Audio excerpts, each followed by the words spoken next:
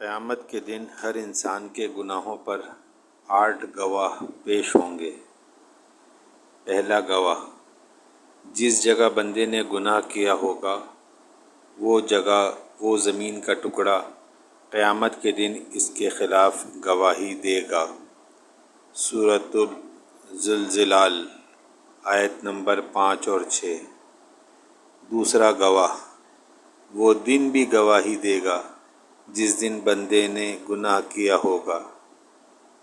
سورۃ البروج آیت نمبر 3۔ تیسرا گواہ، قیامت کے دن اس کی زبان گواہی دے گی۔ سورۃ النور آیت نمبر 24۔ چوتھا گواہ، انسان کے جسم کے باقی اعضاء، ہاتھ، پاؤں، یہ بھی گواہی دیں گے۔ سورہ یاسین